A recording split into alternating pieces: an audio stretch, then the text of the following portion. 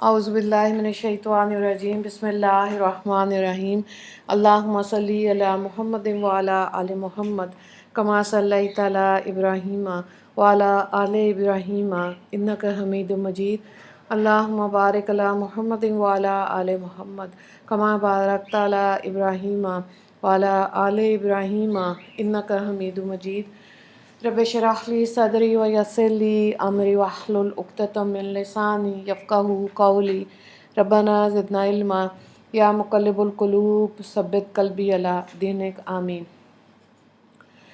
10 عنوانات کے تحت اسلامی تعلیمات یکم شبان۔ عنوان نمبر 1، اسلامی تاریخ حضرت خالد بن ولید رضی اللہ تعالیٰ عنہ۔ حضرت خالد رضی اللہ تعالیٰ عنہ بن ولید کی بہادری اور شجاعت سے کون ناواقف ہوگا۔ اسلام کی خوبیوں سے متاثر ہو کے صلح حدیبیہ کے بعد ایمان قبول کر لیا۔ ایمان لانے سے پہلے کفار کی طرف سے جو جوش و خروش سے میدان جنگ میں شریک ہوتے تھے، اسلام لانے کے بعد اسے بہت زیادہ جوش و بہادری کا مظاہرہ کیا اور ساری زندگی اسلام کی حمایت اور کفر کی مخالفت میں گزار دی۔ ایمان لانے کے بعد کچھ ہی عرصے بعد 8 ہجری میں غزوہ موطا کے واقعہ پیش آیا، جس میں مسلمانوں کے امیر زید بن حارثہ رضی اللہ تعالیٰ عنہ، جعفر بن ابی طالب اور عبداللہ بن رواحہ باری باری شہید ہو گئے رضی اللہ تعالیٰ عنہ۔ پھر حضرت خالد بن ولید میں امیر بنائے گئے اور اللہ تعالیٰ نے ان کے ہاتھوں مسلمانوں کو فتح عطا فرمائی۔ اس کے بعد فتح مکہ میں حضور صلی اللہ علیہ وآلہ وسلم کے ساتھ تھے۔ اس موقع پر بھی رسول اللہ صلی اللہ علیہ وآلہ وسلم نے ان کو لشکر کے ایک حصے کا امیر بنایا۔ حضور صلی اللہ علیہ وآلہ وسلم کی وفات کے بعد حضرت ابو بکر صدیق رضی اللہ تعالیٰ عنہ ان کو مرتدین سے قتال اور مسلمہ کذاب سے جہاد کرنے کے لیے بھیجا، جس میں ان کو فتح نصیب ہوئی۔ اسی طرح روم و فارس کی فتح میں بھی آپ رضی اللہ تعالیٰ عنہ کا بڑا دخل رہا۔ ان میں ہی صفات کی وجہ سے رسول اللہ صلی اللہ علیہ وآلہ وسلم نے فرمایا، خالد بن ولید اللہ کی تلواروں میں سے ایک تلوار ہیں جس کو اللہ نے کفار و مشرکین کے لیے نیام سے نکال رکھا ہے۔ عنوان نمبر 2، اللہ کی قدرت، پتھروں میں اللہ کی نشانی۔ اللہ تعالیٰ کی بنائی ہوئی یہ کائنات بڑی رنگ برنگی ہے۔ ہر چیز کو اللہ تعالیٰ نے ایک انوکھا رنگ دیا ہے جس سے اس کی خوبصورتی اور پہچان ہوتی ہے۔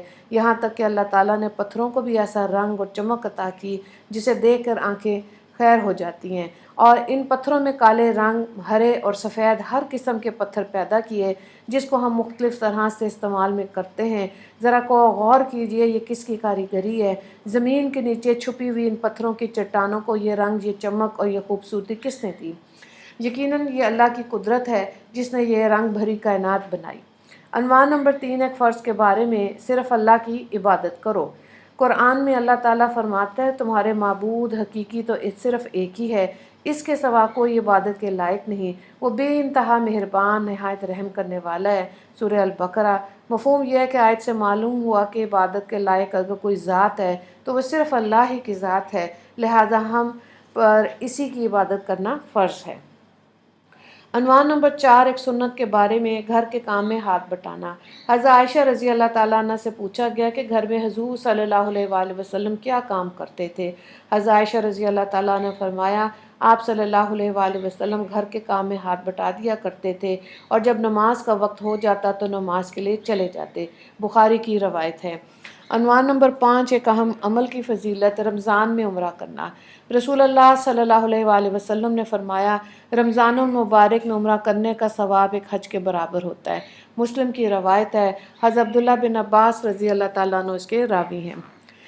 عنوان نمبر 6، گناہ کے بارے میں، چند گناہ اور اس کے نقصانات۔ رسول اللہ صلی اللہ علیہ وآلہ وسلم نے فرمایا، 4 گناہ ایسے ہیں جن کے کرتے وقت آدمی کا ایمان نکل جاتا ہے۔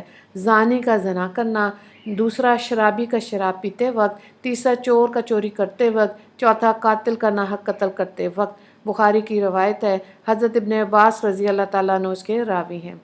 عنوان نمبر 7، دنیا کے بارے میں، دنیا کو اہم سمجھنے کا نقصان۔ رسول اللہ صلی اللہ علیہ وآلہ وسلم نے فرمایا، لا الہ الا اللہ بندوں کو اللہ تعالیٰ کی ناراضگی سے اس وقت تک محفوظ رکھتا ہے جب تک کہ وہ دنیا کے مقابلے میں دین کو زیادہ اہم سمجھے، اور جب وہ دنیا کو اہم سمجھنے لگیں گے تو لا الہ الا اللہ بھی ان پر لوٹا دیا جائے گا اور یہ کہا جائے گا کہ تم جھوٹ بولتے ہو۔ حضرت انس رضی اللہ تعالیٰ عنہ اس کے راوی ہیں۔ عنوان نمبر 8، آخرت کے بارے میں، ہر ایک کو نام اعمال دیا جائے گا۔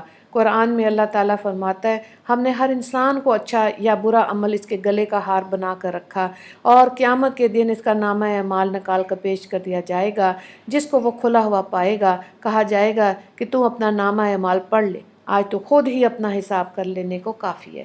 سورہ بنی اسرائیل آیت نمبر 13 اور 14۔ عنوان نمبر 9، طب نبوی سے علاج، شہد اور قرآن سے شفا۔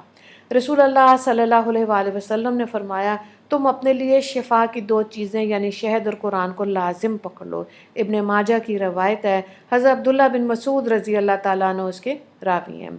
عنوان نمبر 10، قرآن کی نصیحت۔ قرآن میں اللہ تعالیٰ فرماتا ہے تم میری نعمتوں پر مجھے یاد کرو اور میں بھی تمہیں یاد کروں گا، اور میرے احسانات کا شکر ادا کرو، نافرمانی مت کیا کرو۔ سورہ البقرہ آیت نمبر 152۔ وآخر دعوانا ان الحمد للہ رب العالمین۔ اللہم اغفر للمسلمین والمسلمات والمؤمنین والمؤمنات۔ السلام علیکم ورحمۃ اللہ وبرکاتہ۔